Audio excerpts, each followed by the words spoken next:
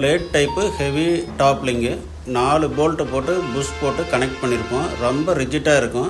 இது ஃப்ரேமை ட்விஸ்ட் பண்ண விடாது. இது ரொம்ப ஹெவியானது. டல்லாக எண்டு பிளேட்டு 8 mm திக்னஸ்ஸு, அகலமாக இருக்குங்க. ரொம்ப ஹெவியாக இருக்கும்.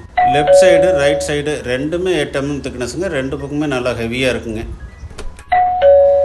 ஸ்கொயர் டைப்பு இந்த மாதிரி மேல் பக்கம் ஃப்ளாட்டாக வர்ற மாடலில் கொடுத்துருப்போங்க. இது வந்து ஃப்ரேமுக்கு ரொம்ப ஸ்ட்ரென்த் கொடுக்கும். அவ்வளோ ஈஸியாக ஸ்கொயர் பைப்பு கிராக் கூடாதுங்க. அந்த ஜாயிண்ட்டில் வந்து கிராக் கூடாதுங்க. ஃப்ளாட் டைப் டெப்த்து ஸ்கெட்டுங்க. இது டெப்த்து நல்லா கண்ட்ரோல் ஆகுங்க. இது ஹெவியான ஸ்கொயர் டைப் டோருங்க. இதில் 4 ஸ்ப்ரிங் ஃபிக்ஸ் பண்ணியிருக்கோம். இது ரொம்ப ஹெவியாக இருக்குங்க. பேக்கில் வந்து மண் தள்ளும் போது ஓரளவுக்கு வளையாத நல்லா தாக்கு பிடிக்குங்க. இது ரொம்ப ஹெவியாக இருக்குங்க. இந்த டோர் எண்டு பிளேட்லாம் பாருங்கள், நல்லா ஹெவியாக இருக்குங்க. அவ்வளோ ஈஸியாக வளையாதுங்க. மண் தள்ளும் போது டெப்த்து செட்டில் போய் ரெஸ்ட் ஆகிக்கும். அதனால கார்னரில் வளையாதுங்க. இது ஹெவியான கிளவிஸ் ப்ராக்கெட்டுங்க.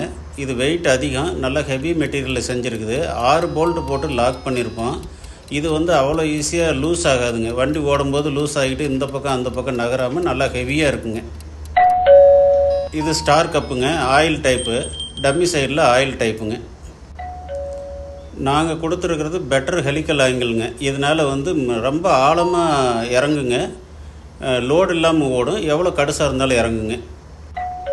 இந்த கியர் பாக்ஸ் தான் இருக்கிறதுலே ஹெவியஸ்ட்டு 1323 கியர் பாக்ஸ்ன்னு சொல்கிறதுங்க. இருக்கிற கியர் பாக்ஸில் இது தான் ரொம்ப ஹெவிங்க. இது வந்து எந்த பிரச்சனையுமே வராதுங்க. ரொம்ப ஹெவியான கியர் பாக்ஸுங்க.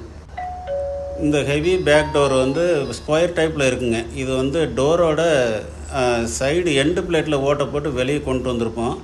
6 இடத்துல இது ஃபிக்ஸ் ஆகிருக்குங்க. அதனால் வந்து நல்லா ஹெவியாக இருக்குது.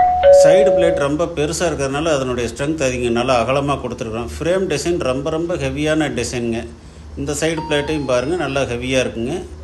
ஃப்ரேம் வந்து ஸ்ட்ரக்சர் ரொம்ப ஹெவியாக இருக்கும். 90 mm பைப்பு 4 கிளாம்ப்பு போட்டு நல்லா ஹெவியாக பண்ணியிருப்புங்க. 6 mm பைப் திக்னஸ் இருக்குங்க. கியர் பாக்ஸ் அவுட்புட் பைப்பும் பார்த்தீங்கன்னா 6 mm திக்னஸ் இருக்குங்க. ஹெவியாக 90 mm இருக்குங்க. ஸ்டாண்டு கொடுத்துருக்குறேங்க. எல்லா சமயத்துலேயும் அது யூஸ் ஆகும். ஹெவி ஆர்டி ஹவுசிங்க. ரோட்டாரோட 8 போல்ட் போட்டு லாக் பண்ணியிருப்போம். பிளேடு ஹை குவாலிட்டி பிளேடுங்க. வாரண்ட்டி பிளேடுங்க. வளைஞ்சா கிராக் ஆச்சுன்னா வாரண்ட்டி உண்டுங்க. ரொம்ப ஹை குவாலிட்டி டைட்டானியம் மெட்டீரியலுங்க. பிடிஓ சாஃப்ட்டு, வாரண்ட்டி பிடிஓ சாஃப்ட்டுங்க. ஹெவி பிடிஓ சாஃப்ட்டுங்க. யோக்கு கிராக் ஆச்சுன்னா வாரண்ட்டி உண்டுங்க.